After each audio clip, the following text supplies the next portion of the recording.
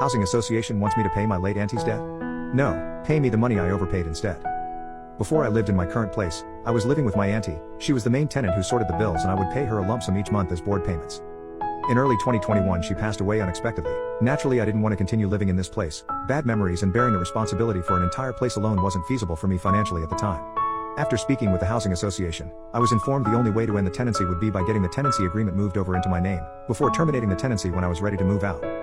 What I didn't know at this point was that my auntie was in arrears on the rent payments. When it came to the point of leaving the tenancy, I had money in savings and just settled up the rent entirely, paying £500 of my auntie's arrears on top of the rent I personally owed from living there alone. I then stayed at the place for a few more weeks before closing the tenancy. In hindsight I probably should have queried the payment, but at that point I just wanted rid of the place.